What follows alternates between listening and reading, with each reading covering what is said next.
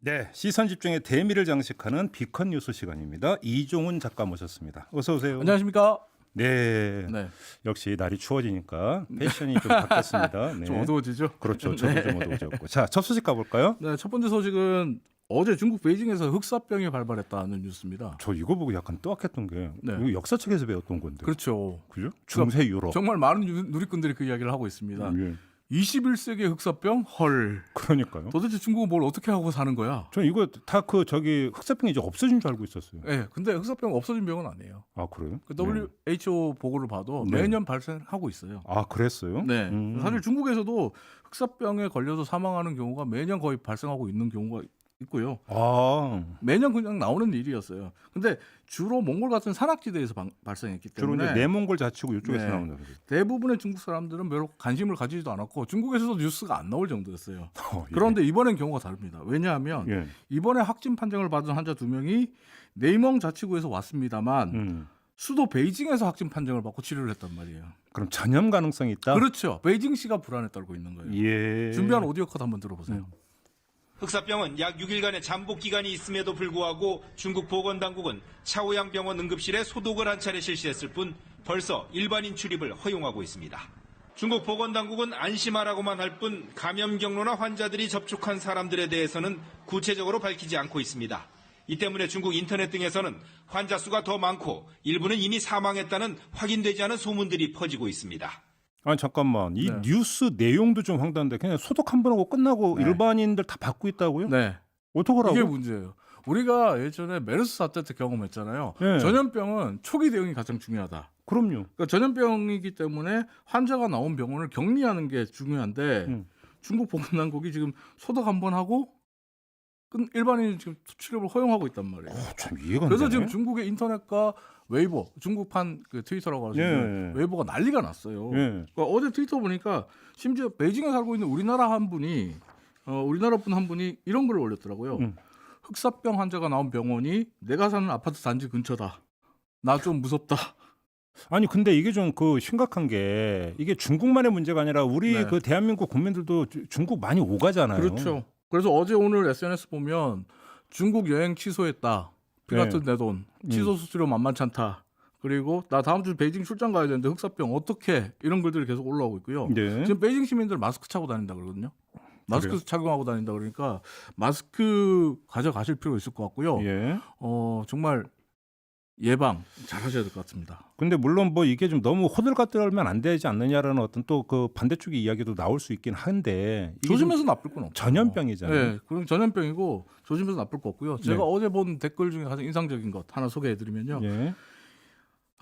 두 이웃 나라가 있는데 음. 한쪽에서는 방사능 뿌려대고 한쪽에서는 미세먼지 뿌려대더니 이제 흑사병까지 뿌려댈지 모르겠다.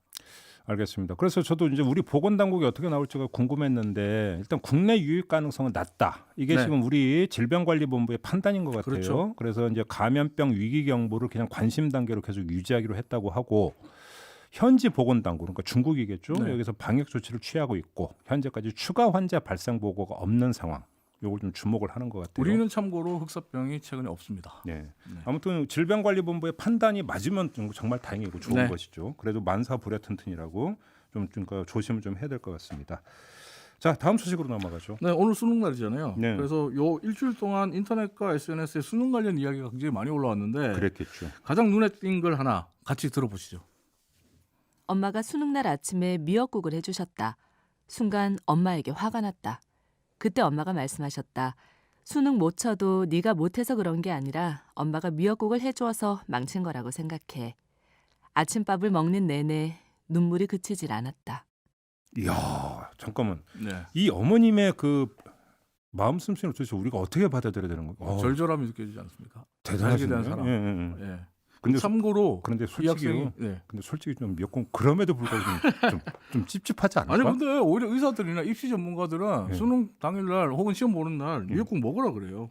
왜요? 미역국이나 계란죽 먹지 말라는 사람들 많은데 미역국이나 계란죽이 오히려 집중력과 피로감 회복에 굉장히 좋대요. 그러니까 네. 먹으라고 얘기를 하고 참고로 방금 소개해드린 글을 쓴 사람도 수능 시험 잘 받고 원하는 대학에 붙었답니다. 아, 예. 네. 그리고요 오늘 수능 날이라 그런지 지금 수능 한파 얘기 많이 나오잖아요. 네. 수능 한파 때문에 뭐 많은 분들 걱정하시는데 참고로 하나 말씀드리면 미국 샌디에고 대학에서 네. 날씨와 학생들의 학업성 지도를 연구한 적이 있어요. 그 보고서를 보면 아 그런 연구가 예. 있었어요? 예. 수학 성적은 네. 추운 날씨에 잘 나오고 수학? 기온이 21도 이상 올라가면 잘 안 나옵니다. 수학만. 네, 수학은 그렇고요. 국어는 상관없대요. 그건 수포자한테는 이것도 아무 상관없죠. 그러니까 수포자는 어떻게 해야 될지 잘 아니, 모르겠습니다만 수포자 입장에서는 그럼 기온이 오르기를 바라야죠.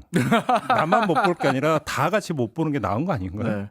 그럼 뭐 오늘 같은 경우에는 수포하신 분들은 영어나 국어 쪽으로 네. 집중하시면 좋겠습니다. 왜냐면 제가 수포자였기 때문에 그냥 농구라는 정말로 오늘 굉장히 당황스럽네요. 네, 앞에 집합 문제 두 문제는 제가 풀었는데 근데 어쨌든 오늘 날씨가 나쁘고 뭐 지금 수능 샤프니 여러 가지 뭐 이야기들이 많습니다. 네네. 수험생들은 민감하잖아요. 근데 하쿠나 마타타 다 잘 될 겁니다.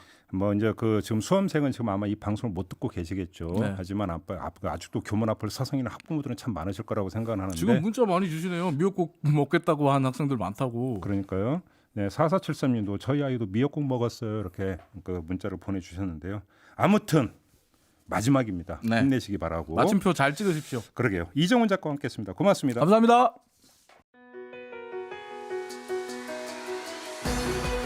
이슈의 핵심을 꿰뚫는 예리한 시선, 믿고 듣는 진품 시사 김종배 시선 집중.